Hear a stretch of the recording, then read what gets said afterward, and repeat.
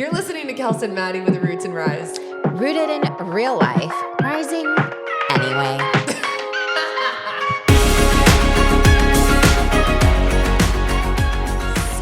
All right, we're back. And we want to introduce our producer to the world. Hello, world. Charlie. Just Charlie. It is not Charles. It's not Charles. What if it was Charles?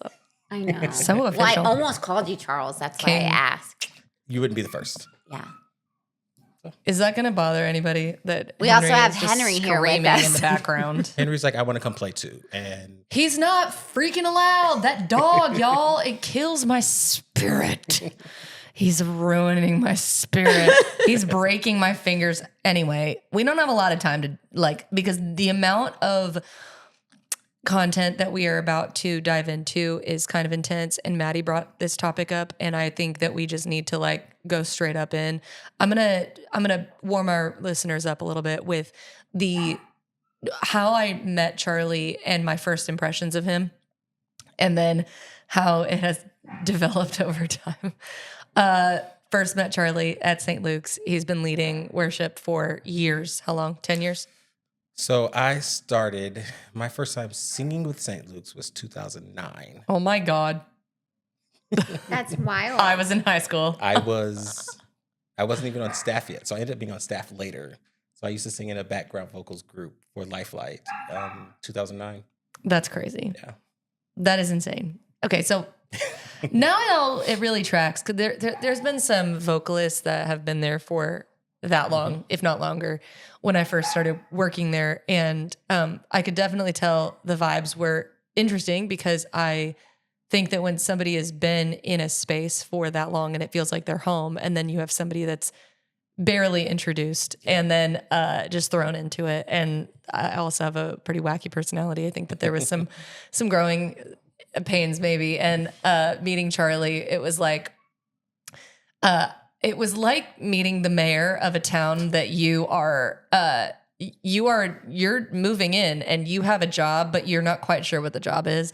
And the mayor is like, I'll help you, but if you mess this up, I'll tell you right now, it won't go well for you. So that was the first year.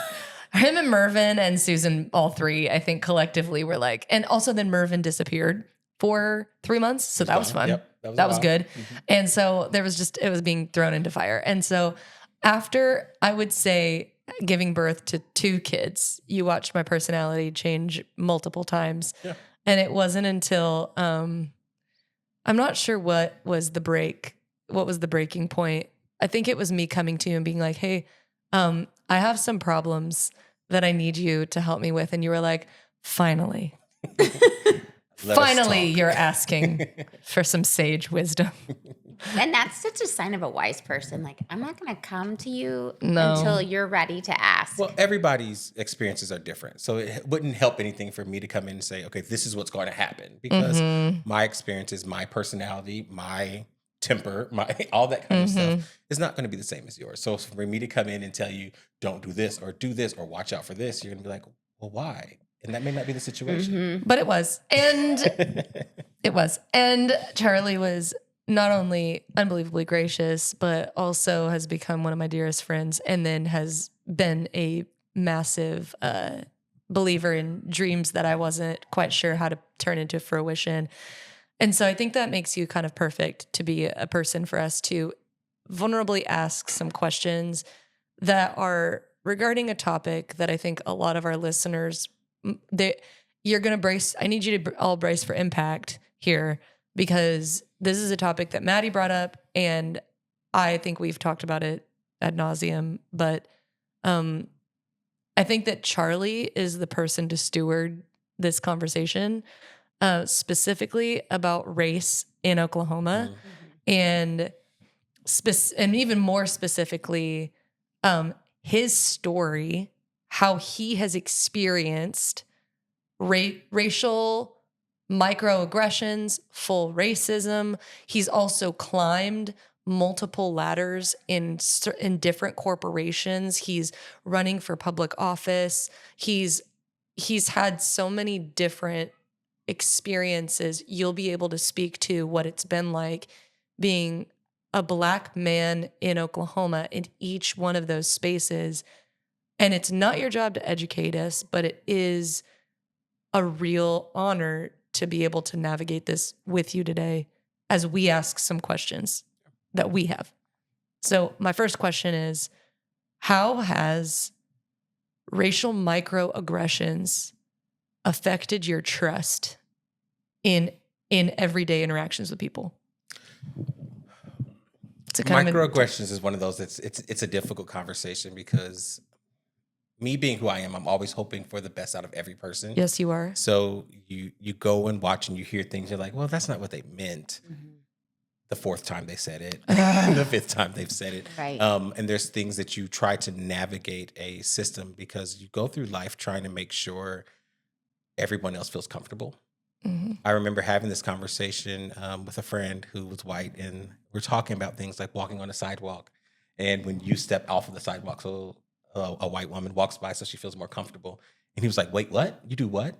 And then another, this actually was at church one time. It was the praise team. There's another Black male singing in the praise team. And he goes, yeah, so they don't feel worried. You just do it. You're taught that from the early It's like instinctual phases. at this point. You just do that. Yeah. And these kind of little things that mean nothing at first kind of build up.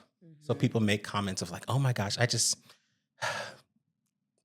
just speak so well. And those kind of little things like that, where you're like, compared to what? yeah, the connotation, you're like, well, what do you mean by that? But it's really, they're trying to say, it's like, I'm just impressed by you. But it's like, but why are you impressed by me speaking? Those little things that they're not supposed to be an attack. You hear it and you feel it. It's one of the conversations. It gets real. You have to be secure in your space. And for most of my life, it was not necessarily pandering to it, but making sure everyone else was comfortable. I remember I always had my hair cut really short. Safe, clean cut. Pandemic hits and I couldn't get to the barbershop. Yeah. So I let my hair grow out. And it was the first time I ever had let my hair grow out. Well, it was there. So I was like, I'm gonna braid my hair. Got my hair braided for the first time. And to see people's eyes go, Really? oh, it was almost like it was the first time people were like, oh, he's Black. Oh, okay. And you can see in their eyes going, oh, that's our Charlie. And even that phrase of our Charlie is, Oh my goodness. sometimes It just gave me it's chills. one of the good ones.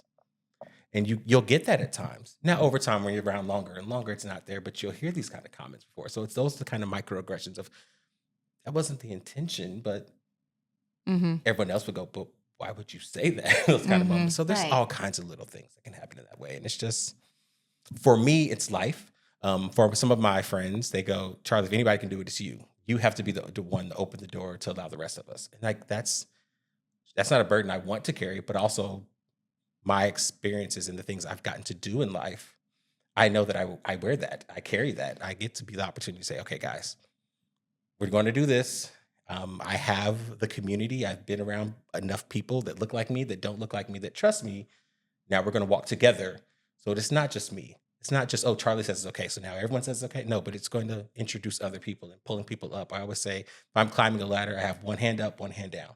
I'm pulling somebody else up with me. And that's part of it. So when we talk about ethnicity and race and the struggles we can have in this environment, there's always going to be moments where I have to be the one to open the door.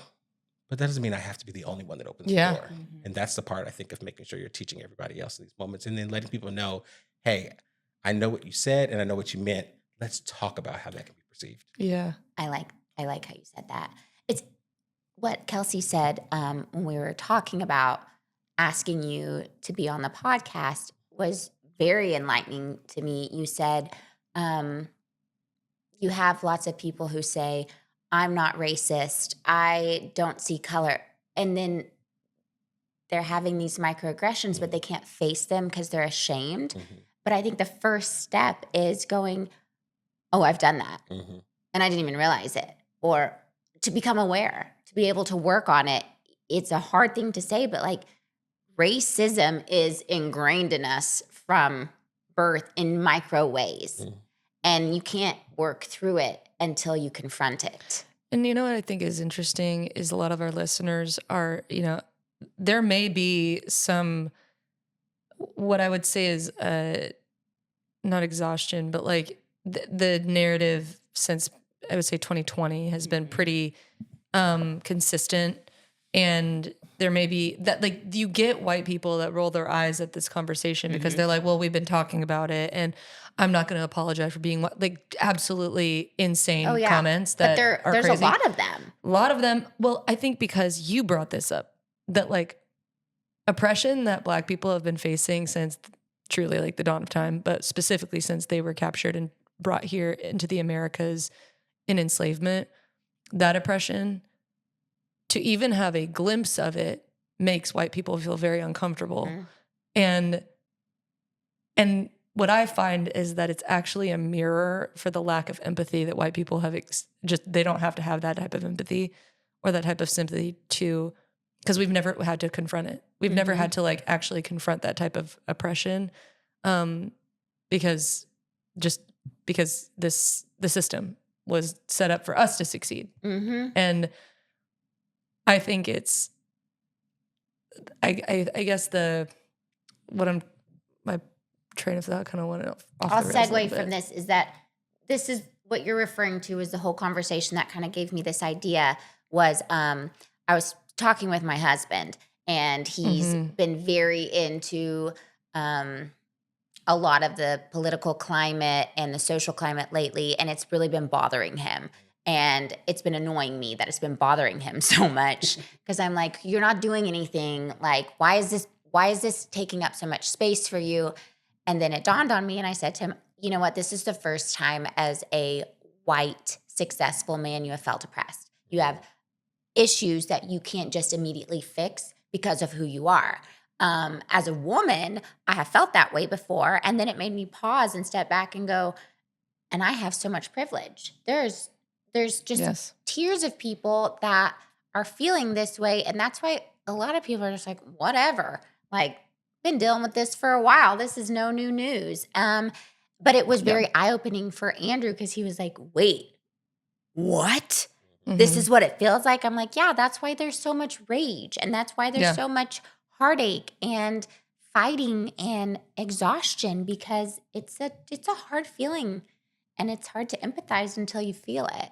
So what would you describe as, there are two questions I have. They're not really related, but there's a chance that they could relate. The first question I had was, what is deemed a safe space for you? Like what feels like, what quantifies a safe space for you? And just so I don't forget this question, collectively, do you feel that rage is, I was watching a video yesterday that was specifically talking about rage being not useful or helpful because the system functions and survives regardless of our rage and regardless of our revolution and regardless of our opinions and how much we scream into the void. So I'd like for you to comment on just your experience with rage. I don't really know if I have a question so much as I just want to know your experience. I think so. To go with the first question about the safe spaces, I think there's an extreme importance for all of us, no matter where we are, what we look like, what we've been through, to be okay with not always feeling safe. Because that's where you grow the most in those areas. I think for me, when I'm at that moment where I need to feel safe and calm and not have to worry about things, is why am I in that room? And is that room a space where I have been placed, appointed, or welcomed for a reason? Or is it just because of who I am? And that's where I start looking at the safe spaces. So am I on stage because I'm a Black person? Or am I on stage because my voice is something you want to hear? There's two different statements in that one. Right. Are we trying to show diversity, or are we showing that we're not worried about putting different faces on stage because we want the talent present? That can be performing in a show, that could be at a church, that could be in a boardroom. Why am I in the room? The first question I always ask.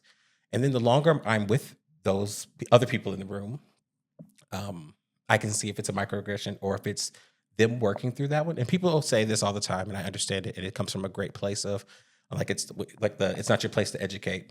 But then when people start with, I need help and I don't know where to go. And it's like, just like you said, in the best way, you're like, it's not your place to educate, but you're the only one that can in this moment. Those are the moments where it's helpful. Those were the moments of saying, look, I'm trying. It's like in school when you're doing all the research and you're like, I can't find this answer. I have to go to study session. Right. I have to go sit with the teacher who knows this information. That's the next step. Yeah. It's not it's not my problem. So-and-so will solve it. That's where there's a problem. Sure. Because it's entitlement. It's like expectations. It's like, oh, they're going through that. They'll help you figure it out. No, it's the moment of saying, I've tried. I don't get it. Can you help me? There's a total different statement in that one. Showing that you care. Exactly. To me, even though that's going to be a hard conversation, hard moments, that's the safest place. Yeah. Because that's when they're saying, I'm letting down my guard. Help. There's humility in that. And I care about how you feel enough to ask you. Well, I think maybe that was the thing that, like, because social media is such a liar in so many ways. It sucks.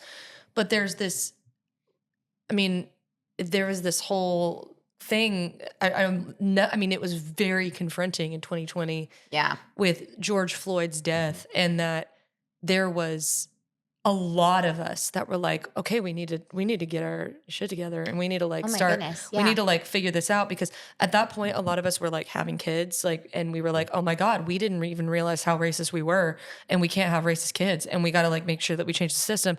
And then we were like, but then we only have each other, and we're a bunch of ignorant white people. And so that sucks, because then there's like nothing. And then there was like, there were people that were doing really good work, like Ava, I'm going to pronounce her last name wrong. She's an incredible filmmaker. Made 13. This documentary, and Divina.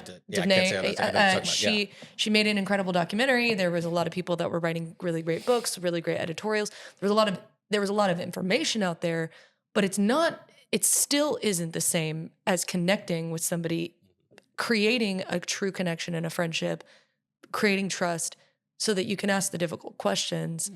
I think that was the piece that a lot of people, we were like, well, and also it's the pandemic, so we can't talk to people. Right. You know? There's two things with that, and which is funny because it's one answer of what happened. I remember when all of that stuff was happening, and we were marching, we were going to parades, we were having moments, and it was, George Floyd, and then it felt like there was one after the other. It just kept happening. Yeah.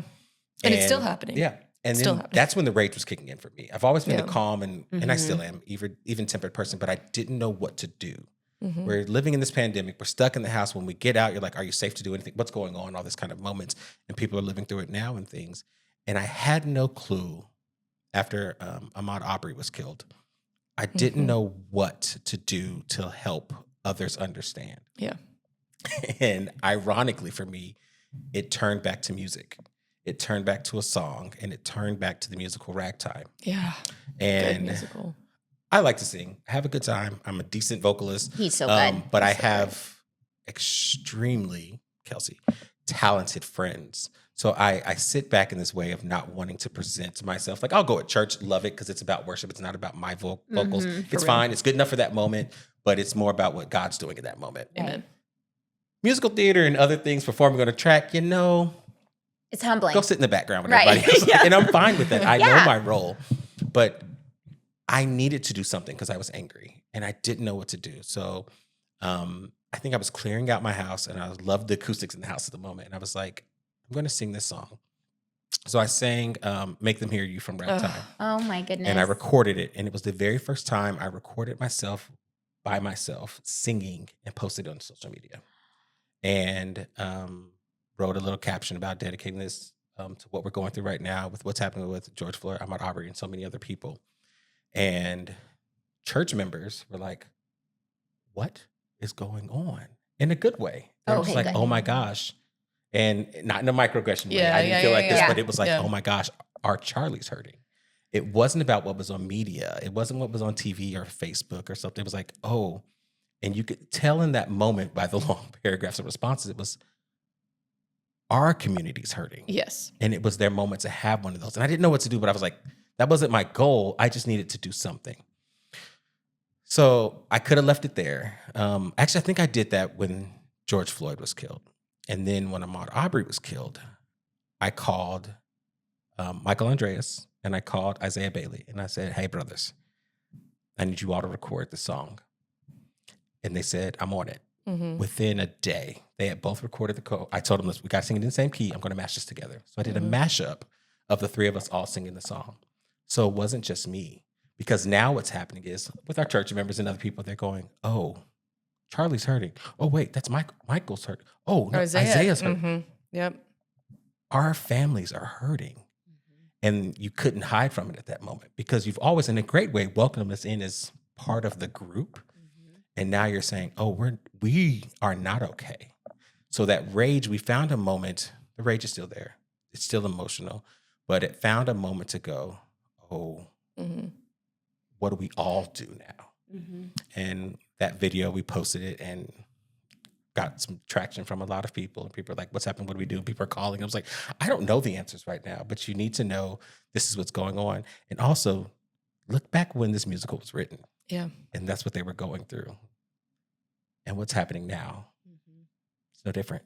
Isn't it interesting though that there were so many people that like I remember, and I think I've even seen that video, and I think that there's, to me, the initial thought process that comes up is you have a lot of people that are uncomfortable and don't know what to do, and I think that it's maybe dawning on me, even though I realized it at the time too. It's becoming very clear to me right now in this very moment that I think that's where we are. Right now, collectively, we're all very uncomfortable and we don't exactly have the tools or the steps of what to do next because we're recognizing that a system has been set up in place and this isn't the time of Marie Antoinette. We cannot just like rage in the streets and that's going to make a difference because, again, the system, this video I was watching it and I wish I showed you guys beforehand, but like, it's depicting why rage is not helpful anymore and why we'll protest all day long until our throats are bleeding. We will write letters, we'll call, we'll even write bills. We'll do things to move the line just a tiny bit. But the only reason why women have rights, the only reason why Black people are free, the only reason why there is that we've been allowed these is because the systems can still survive with those things in place because it's bigger. And that brought me, at first the video was saying, I don't want this to bring you a lack of hope because that's not the goal. The goal is to let you know that there is a way to starve the system. There is a way to starve the system. And it is by your own action and by your own belief and by your own faith. If all of us collectively are in this together, there is like, it's whether or not you believe in it spiritually or not, but I believe that if all of us collectively are hurting at the same time, we all are feeling for our fellow man. We all are suffering together and not just allowing that to be somebody else's problem. I think that is the start. I don't know what comes after that, but there's something about that feels right. That if we're all uncomfortable and we're all doing it together, then something will move. The line will start to move even further and the system will have to change. And the system setup will eventually starve itself because if we're all suffering, it doesn't get fed. I don't know, maybe that's not true, but that it made sense to me that, again, it's not a fully fledged out thought, but the system thrives off of our anger, off of our consumerism, off of our giving to this, feeding the beast, if you will. I think in like simpler terms, it's absolutely true that our system runs on our divisiveness. Yes. And the minute we choose to come together, however uncomfortable it may be, things start to improve. So it might be uncomfortable for us to ask you certain questions and we might be worried, oh, do we sound like we're being mean? Do we sound racist? Like, are we going too far? But like you know, we get to choose. We get to choose whether we want to avoid that conversation or bring it to the table. You don't get to choose how people are treating you or, you know, choosing not to get more educated and more kind and more empathetic. So it is our job. And those who are listening, if you aren't working on yourself and on becoming more connected and suffering together instead of just letting those who are struggling struggle, and then you sit up on your pedestal, like you could be the change. It's time to confront it and not be scared of, like, I love how you said, like, the uncomfortable feelings is where you grow. You don't stay there. If you keep working, you see a solution. That was really beautiful. Yeah, it's an interesting spot. And I think everyone should want to be working on themselves. And this is not just a conversation of race, anything. This is everything we do. We should constantly be working on ourselves. And you can't do that until you confront your flaws, your issues, your worries, and all those kind of things. And when you build that trust and relationship with someone who looks like you or doesn't look like you, you know you can have that spot saying, hey, am I doing this? What is this? What is this moment? Right. And you're in a comfortable relationship, like, yeah, don't do that again. Like those kind of moments. But you establish that because, like, for me, I like those moments. Like, all right, you asked for it. Yeah. Let's work through it. Let's go through it all. And you have those moments and you see things and you watch moments. And I know a lot of people go like, I just want better for people. And I just don't know what's going on. What am I doing? How am I making sure my kids are not going to grow up and be like so many people we see in the world today? And they go, so what should I do? What am I doing? And I was like, if you were getting married today, how many people that don't look like you are at the ceremony? How many people are up there with you in the ceremony? Or if you were to pass away, who's at your funeral? Does everyone look like you? Like those little moments people go, oh, or they think back to their weddings. They go, oh no. Because when I go to a wedding, I know if I'm the only one. And you go through those kind of things. And this is not a shame moment. Those are moments saying, hey, look at it. And if you see like, oh, that's an issue, red flag popped up, let's solve it. You know what's happening next. It's like, oh, maybe I haven't established and built relationships. And it's not just to build a relationship with someone Asian because they're Asian. It's saying, I have not looked at this side of life. I know when, for me, and I do that all the time. Yeah. I mean, now I have a very diverse group of friends just because of where I grew up and those kind of things. But I remember, this sounds so silly. When Crazy Rich Asians came out, I was at one of my favorite little bubble tea spots and I went hanging out and they were talking about it and I was like, I can't wait to see this movie. And I'm there all the time. So they knew me.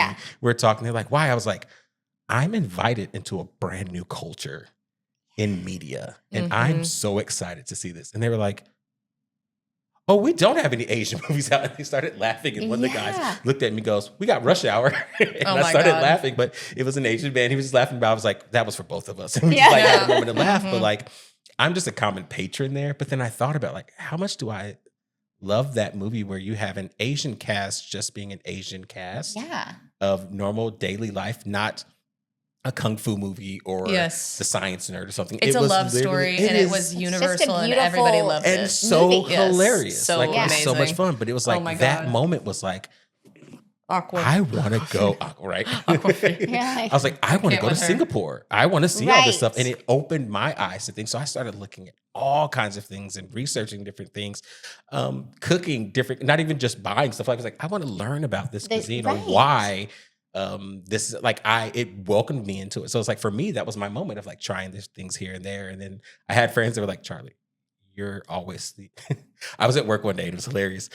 We had an officer that would come do security. He was an Asian officer. And I saw him. We were talking for a while. And somebody was like, you know, Charlie? He was like, yeah, he's always the black guy at the Asian festival. Oh my God. He's like, every time, every year. And so I was thinking, like, I was trying to do some work. And he's like, Charlie, you're always there. And I was like, well, yeah, that's my idea. That's what I do. I want to, but his moment was, you're not new.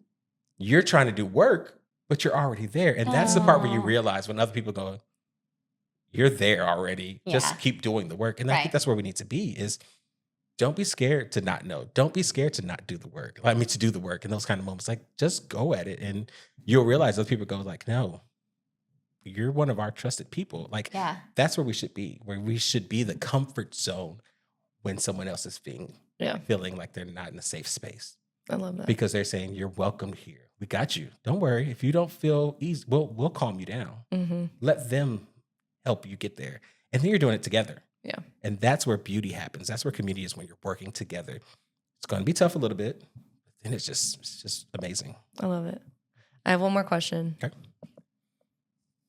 I really want to ask this. Go for it. Can you think of a moment in our friendship where I've done something that we can have You this always have the conversation best questions. that we can have this conversation about right now and Break it down. break it down and showcase for our audience what it would be like to like confront microaggressions and get embarrassed and you know, handle it. This isn't going to help because I will say this isn't just because we're doing your episode, but it's one you've done a good job of. You hunt for this. And that's why you have these questions. My husband calls me a truffle pig.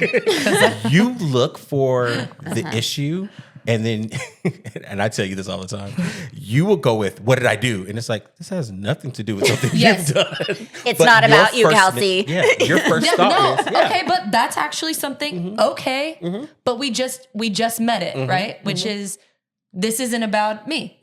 And that's something that I really, I'm kind of self-involved. I'll be the first one. But when you're trying to do self-healing and work, you need to be, because it's only on self-work on that part. You can only work on yourself in that moment. You're not trying to change everybody else. You're trying to change you. So what's fun about it is you'll go and say, okay, did I do this? I'm like, no, you're fine. Sit down. But that's why you're the easiest to like talk to about things. But I think that in and of itself is a really good confrontational moment of like, no, you haven't. But in the moment that you're asking, did I do something wrong? Because you want that gold star, you want that A+. Okay, I can see that. It's like, it's white. I mean, I don't think that's your intention though. No, but I'm gonna throw myself into the fire a little bit and say, you know, that the white savior complex, that the white people that are like, I want to be, you know, I want to be the best white person, you know, but whatever that is. And I think that is equally troublesome because I think that it doesn't actually, it's not getting to the heart or the root of the issue, which is you want the gold star, but it's really a transformation that is not short term. Do you want to be better or do you want the world to be better? Yeah. Yes. Yeah. Gotcha. I think so here's where I go with this. I think for me, it works because I'm receptive to it. So when you go, am I doing this? I'm like, no, you're fine. You're good. Keep on working. We're good. If it wasn't me, would it be somebody else that goes, here she goes. She's going to ask me another question about this. Possibly. That could be one of those things where if you are hyper aware and if that relationship is not established, I'm just one of those people that I love talking to people. And that's where we kind of bonded. It was like, we can have hard conversations. We can have real conversations. We can talk about Enneagram. Into it. We can go about Snow White and Rachel Ziegler. We can talk about. Oh my God. The literal hyperfixation. She's also in the Hunger Games prequel. I know. I love her and I will stay. I did that on purpose, guys. I will fiercely protect her. My therapist was like, you protect her because you see yourself in her and the parts of you that weren't protected aren't like she's not protected. But then I'm also like, girl's fine. She's okay. Have you booked your flight to go see her and Ben Platt do last 5 years? Is it the last 5 years?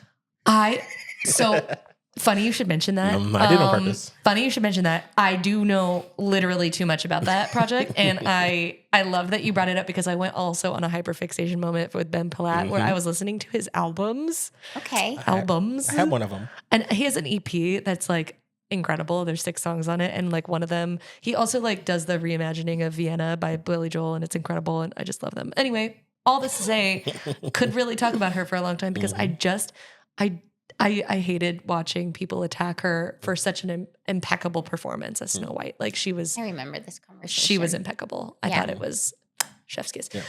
But we could talk about anything. So that's part of it. So that's why it works. Right. Now, if it was somebody else, would it be the same situation or would they feel uncomfortable? Like, oh, here comes Kelsey. I'm gonna have to do this now. Possibly. It just depends on the person. Yeah. For me, I'm like, all right, let's get into it. Let's dive what you need. But I also think that there takes a little bit of self-awareness to know that like, you better not be approaching people of color with, again, this kind of starts with like how we began this episode with more work for them to do on your behalf. Yeah. It's like you kind of probably need to do your own at this point. And I will say, my husband and I have gotten into interesting conversations about this because he is respectfully, his group of friends is violently diverse And he doesn't see it that way. And he gets really offended when we talk about diversity because he's like, he said he gets bored with the conversation. He gets bored with the conversation because they're bored with the conversation. So he's like, what's not interesting to them is not interesting to me at this point. And so like, if they moved on, like I'm on to what they're talking about, or I'm on to like what's interesting to them.